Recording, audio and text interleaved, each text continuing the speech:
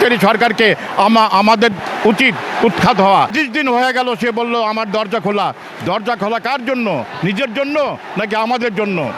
সে নিজের দরজা দিয়ে সে নিজেই ভেঙে যাক, অথবা কাউকে সে ক্ষমতা দিক। আমরা এই সরকারকে আর চাই না। ধন্যবাদ।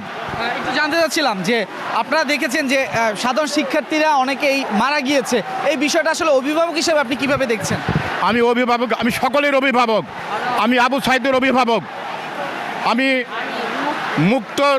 মুগ্ধর অভিভাবক, এবং যারা মারা গেছে সকলের অভিভাবক। অভিভাবক হিসাবে আমি বলতে চাই, যাদেরকে হত্যা করেছে তাদের পুঙ্খানুপুঙ্খভাবে বিচার করা হোক। আজকে এতদিন পরে 2 জন পুলিশ কনস্টেবলকে সাসপেন্ড করা হয়।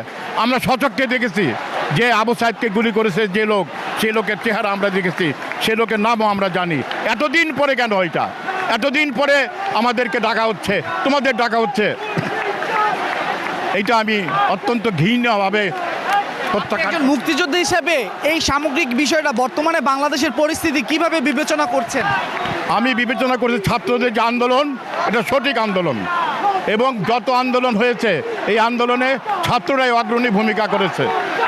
1966, 1969, 1987 এবং 71 সালের যুদ্ধ, এই যুদ্ধ সব কিছু আমরাই করেছি। আমার বয়স এখন 72+। সুতরাং ছাত্ররা যা করছে দেশের মঙ্গলের জন্য করছে, ছাত্ররা যা করছে ভালোর জন্য করছে, উন্নতির জন্য করছে। সুতরাং আজকে যে বাজার দর এবং সাধারণ মানুষের ক্রয় ক্ষমতার বাইরে সব চলে গেছে, এটা সাধারণ মানুষও আজকে যে অবস্থায় আছে, সেজন্য আমি সাংঘাতিকভাবে ব্যথিত এবং দুঃখিত। এই সরকারের পতন অবশ্যই হওয়া উচিত। ধন্যবাদ।